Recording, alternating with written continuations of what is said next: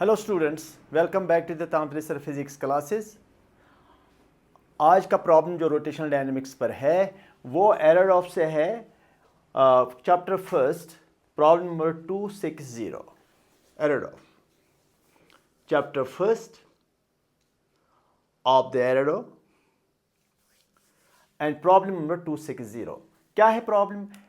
A uniform solid cylinder a of mass m1 can freely rotate about this axis, about a horizontal axis fixed to the mount B। ये mount B है, ये stand B है, तो ये जो cylinder है rotate कर रहा है about this axis, लेकिन ये mount B जो है इसी पर ये हमने इसको रखा हुआ है। माउंट बी के साथ फिक्स्ड है, लेकिन it can rotate about the axis, about this axis it can rotate. ठीक। A constant horizontal force F is applied to the end K. ये थ्रेड है या क्या मैं इसको कहूँगा, कॉर्ड है जो इस पर वाउंड है, और ये फोर्स एफ आप इस पॉइंट के पर अप्लाई कर रहे हो, लेकिन ये कॉर्ड है जो कनेक्ट है, जो रैप है ओवर दिस सिलेंडर। मतलब अगर आप फोर्स को पुल करोगे तो ये रोटेट भी होगा, साथ में चलता है नहीं चलता है वो देखेंगे। Light thread tightly wound on a cylinder, the friction between the mount and supporting horizontal planes assumed to be absent। there is no friction between this mount B, मतलब stand B and the ground, there is no friction। का मतलब अगर आपने force apply किया ये तो सारा आगे की ओर एक्सेलरेट होगा, क्योंकि पीछे की ओर कोई फोर्स ही नहीं है। पीछे की ओर फ्रिक्शन होता तो शायद स्टॉप होता या एक्सेलरेशन कम होता, लेकिन क्योंकि there is no friction with the ground, there is no backward force, तो ये सारा आगे की ओर एक्सेलरेट होगा। निकालना क्या है? What is the acceleration of the point के। इस पॉइंट के का एक्सेलरेशन क्या है निकालना है, और साथ में है what is the kinetic energy of the whole system. Kinetic energy after t seconds, t second के बाद इसका क्या होगा काइनेटिक एनर्जी सिस्टम का। ठीक, चलिए देखिए।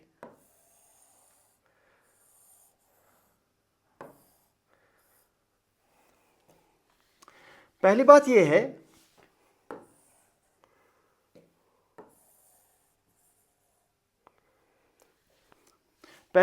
है, कि ये मैं आपको समझाना चाहता हूं। पहले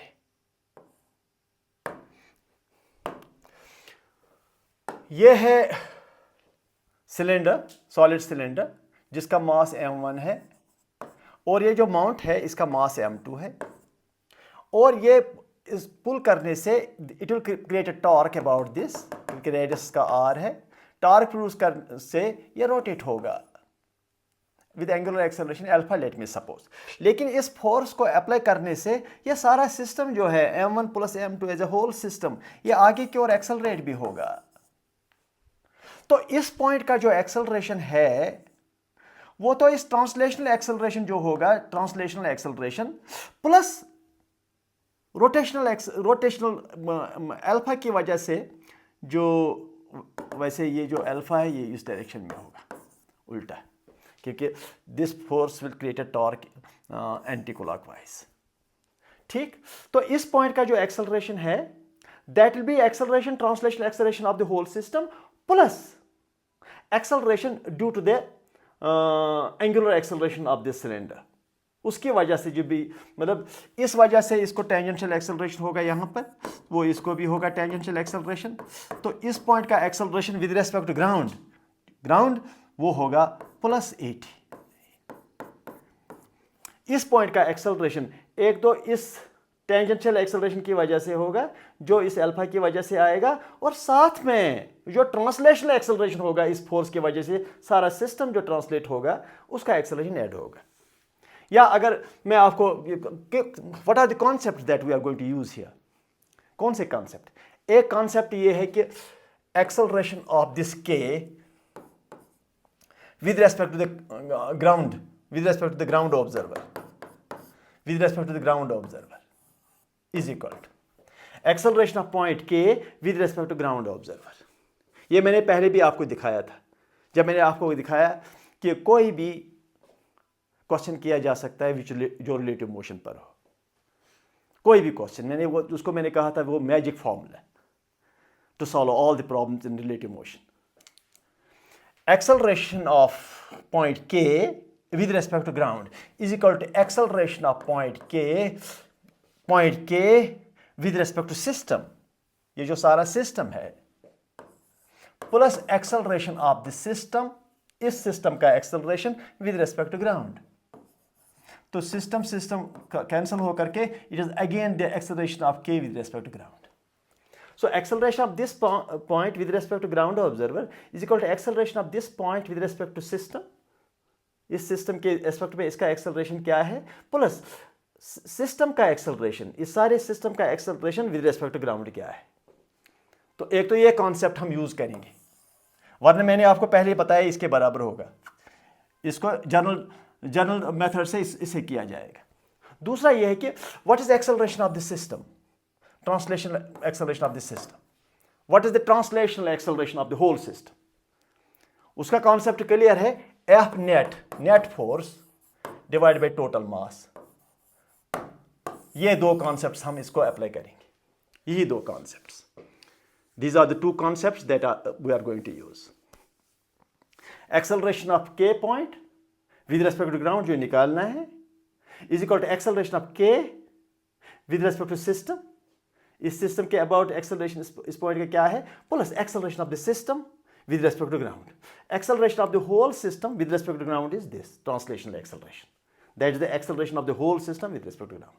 आपके पास ये भी आएगा और ये भी आएगा, दोनों को ऐड करने से फिर हो जाता है. बस ये दो कॉन्सेप्ट्स को यूज करके मैं इस क्वेश्चन को करूंगा और फिर आगे काइनेटिक एनर्जी भी मिल जाएगा. चलिए ठीक है, ओके.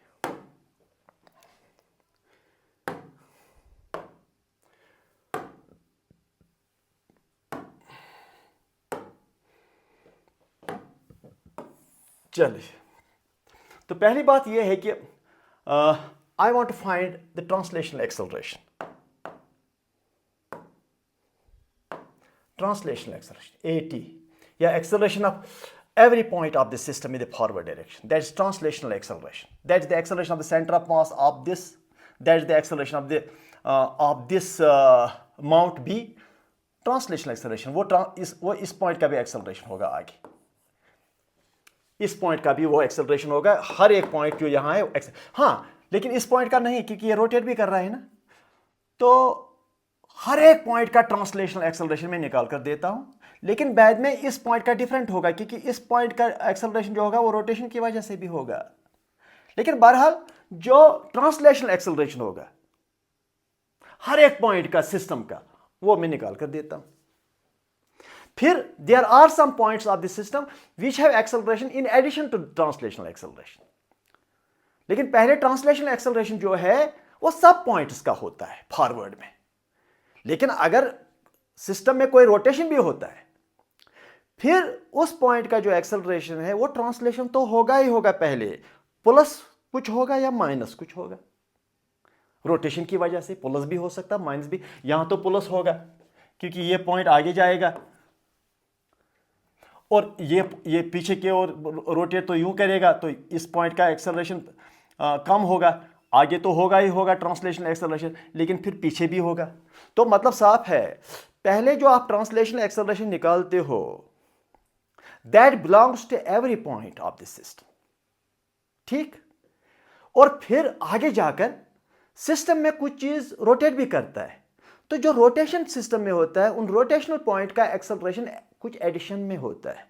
वो आप ऐड कर सकते हो थ्रू वेक्टर्स. कभी ऐड भी हो सकता है, कभी सब्ट्रैक्ट भी हो सकता है, कभी वेक्टर एडिशन भी बन सकता है.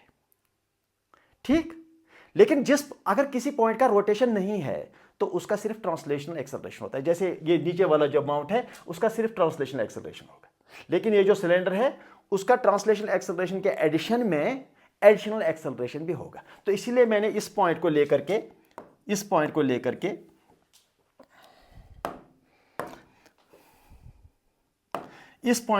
के मैंने कहा कि इसके दो एक्सेलरेशन हैं. एक तो ट्रांसलेशन एक्सेलरेशन है ही है, प्लस इस वजह से, रोटेशन की वजह से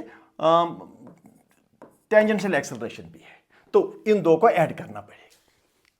पहले मैं आपको बताना चाहूंगा व्हाट इज ट्रांसलेशनल एक्सेलरेशन। उसका सिंपल फॉर्मूला है जो मैं आपको बताता हूं।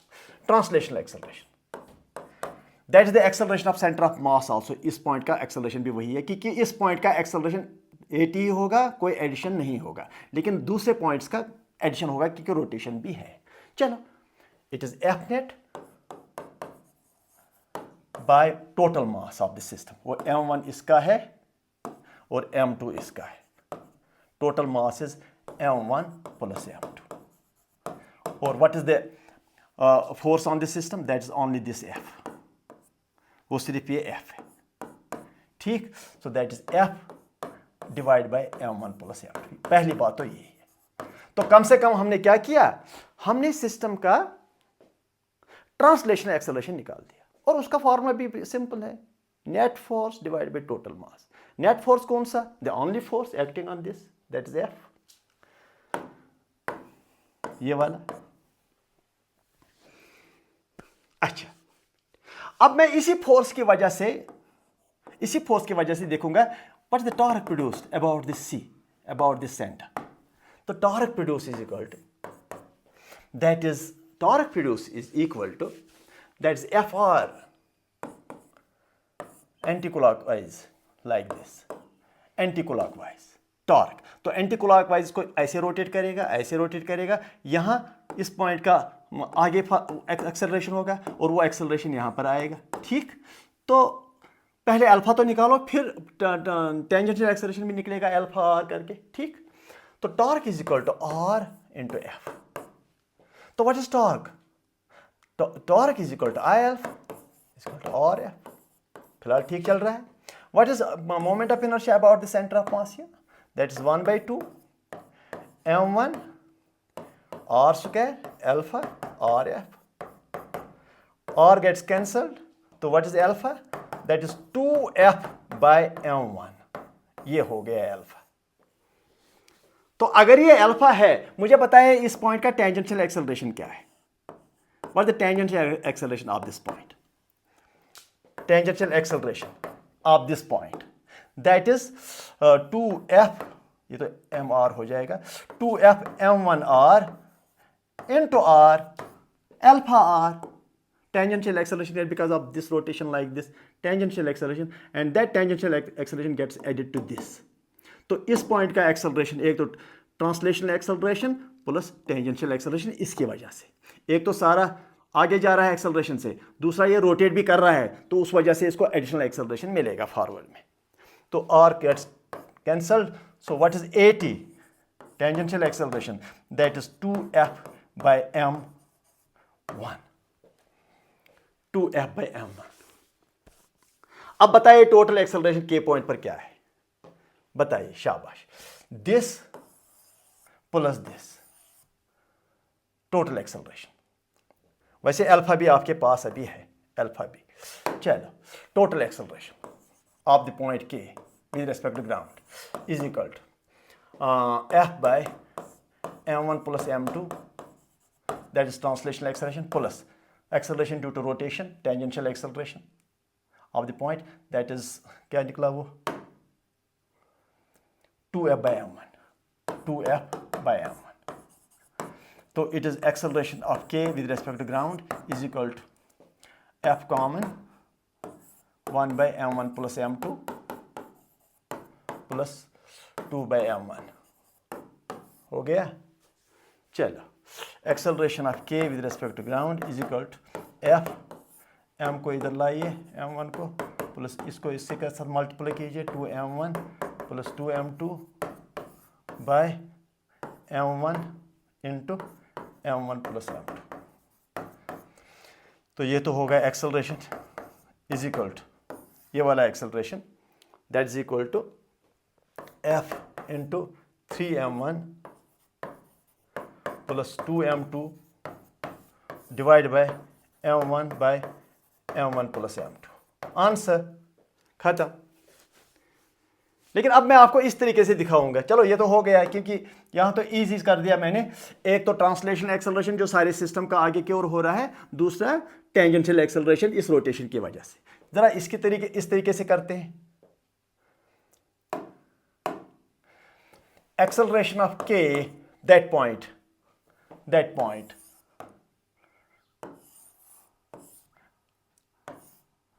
acceleration of k this point with respect to ground observer, acceleration of this point k with respect to ground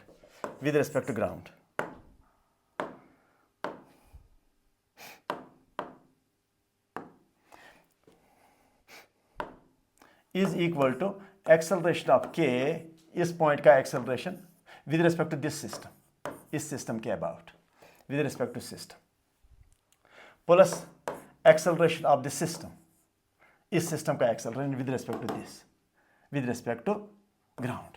ये खत्म, फिर से वही आया k and g। What is acceleration of k? इस पॉइंट का acceleration क्या है with respect to this system? वो तो tangential acceleration है, at, सीधी सीधी बात है।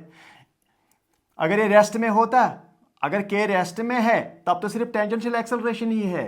That means acceleration of k with respect to this system, that is at, plus what is the acceleration of the whole system with respect to g? वो तो a translational है, at आगे की ओर, that is at। तो same answer you will get। Acceleration of k with respect to system is only tangential acceleration here due to this rotation of this। Acceleration of a system with respect to g, that is translational acceleration whole system forward। तो फिर से अगर इन दो को add किया जाए तो you will get the same answer। तो अब मुझे चाहिए what is the kinetic energy of this system after time t। तो कैसे निकालोगे? How can you find the kinetic energy? अच्छा, अगर मैं ऐसे करूंगा, चलो यहां पर फिर से दिखाता हूं एक बार।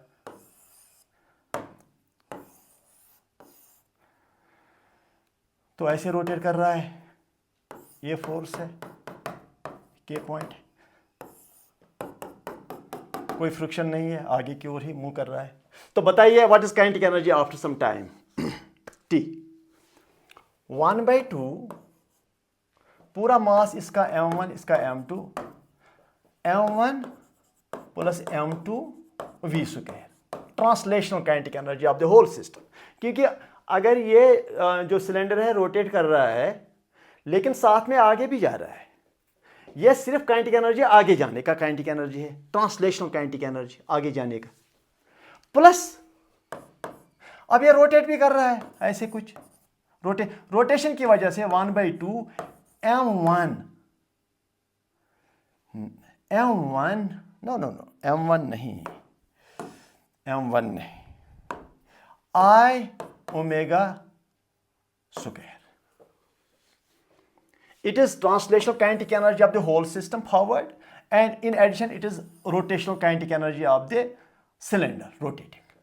So it is k is equal to 1/2 m1 plus m2 v square। What is v square?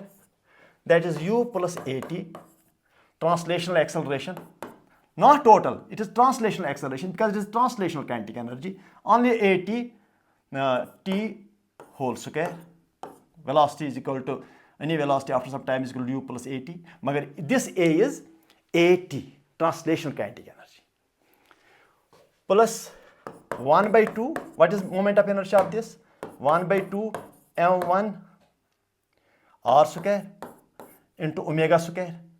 magar don't write this omega v by r, you can't write this omega v by r। क्यों? Because it is not rolling on the ground, so that you can write v is equal to r omega। It is rotating independently, ये independently rotate कर रहा है, ये ground पर नहीं है, ताकि translational velocity is equal to r omega। वो rolling का condition है, ये rotation है, rolling नहीं है। So I should keep it like omega square, that is omega 0 initial angular velocity plus alpha t का whole square। It is angular velocity after some time। लेकिन ये भी 0 है और ये भी 0 है, दोनों 0 है, ये भी और ये भी। Initially everything was at rest। तो मैं लिखूंगा kinetic energy is equal to 1/2 m1 plus m2 into T square A T square translation velocity square translational acceleration square sorry plus 1/4 m1 r square, ये 0 हो गया, अल्फा स्क्वायर टी स्क्वायर। तो अब common क्या निकालूंगा मैं? पहले अल्फा को वैल्यू देता हूं मैं, फिर कुछ कॉमन निकलेगा तो निकालूंगा। ठीक, चलो यहां पर और एक स्टेप करेंगे। 1/2 m1 plus m2 T square A T square plus 1/4 m1 r square T square. Alpha square किसके बराबर, जरा देखते हैं अल्फा किसके बराबर था। Alpha 2f/m1r 2f/m1r 2f/m1r whole square, ऐसे कुछ। अब ये आर स्क्वायर और नीचे वाला आर स्क्वायर तो कैंसिल होगा। एक मैं रब करूंगा ताकि इस एक स्टेप को यहां में कर दूं।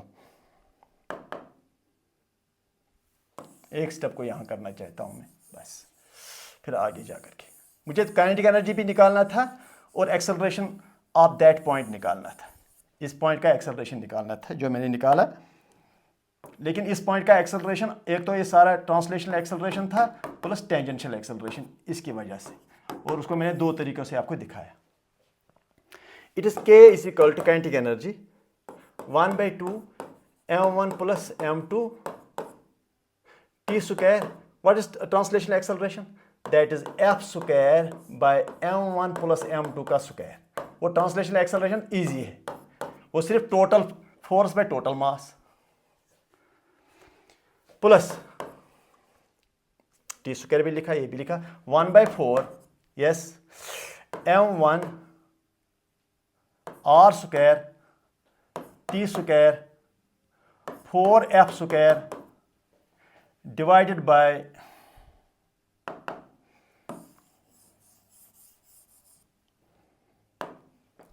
4f square divided by m1 square r square.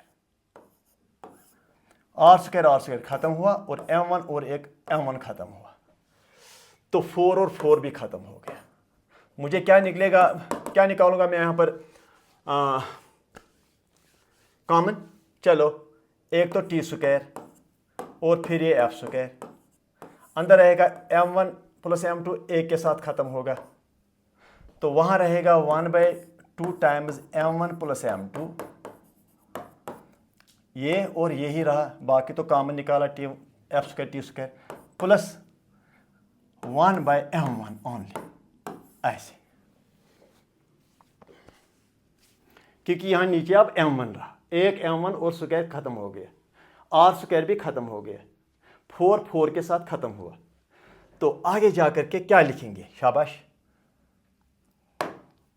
k is equal to F square T square, अंदर क्या है 1/2 times m1 plus m2 plus 2/m1, यही था क्या? नहीं, 1/m1, ये 1/m1 था, 1।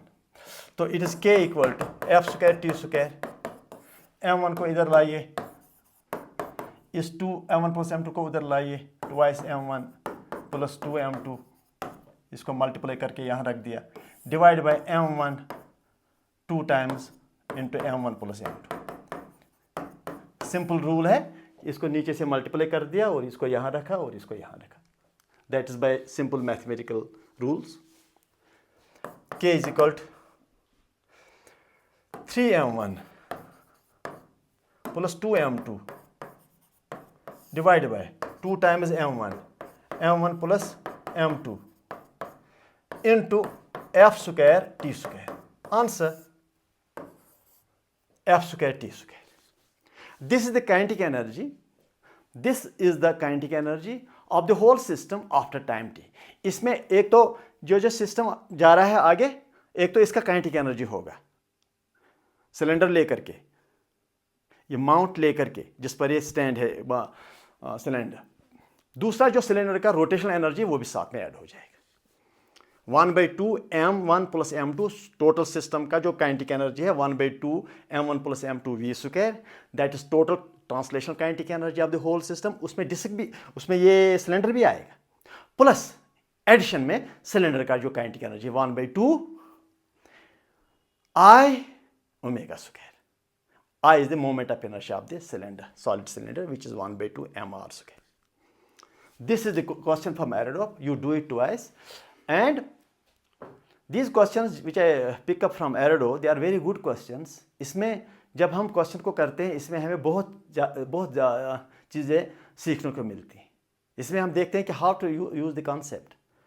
अगर आप सारे कॉन्सेप्ट, जैसे कुछ लोग कहते हैं कि वी नीड द फॉर्मूलाज, कुछ लोग कहते हैं कि वी नीड शॉर्टकट्स, कुछ लोग तो ऐसे भी होते हैं, कुछ स्टूडेंट जो फार्मूला याद भी करते हैं। मुझे याद है कि when I was doing my MSc, तो जो फर्स्ट पोजीशनर था, he was anyway first position holder and he was very capable. I was the second position holder at my MSc level. तो मैं उसे हमेशा कहता था, यार आप ये कैसे सारे मार्क्स आपको आते हैं, ज़रा मुझे भी सिखाओ। And he was kind enough to teach me many things. His name was Sanjay. I always try to find him out now, but I don't know where he is working these days. He taught me many things. His name was Sanjay. I told him how you can do things so easily. He told me, I remember all the formulas. And I also tried to remember the formulas, but I could not get the marks that he got at that time. He was first position holder. तो उसने मुझे फिर कहा, यार आप याद करते हो, याद नहीं करना होता। You must try to understand the generic background of the formulas. So he told me, I understand the formula, then I apply the formula. Formula याद करने से कुछ नहीं होगा। जो आपको कहा जाता है या आप खुद भी करते हो, shortcuts should be as a result of your hard work.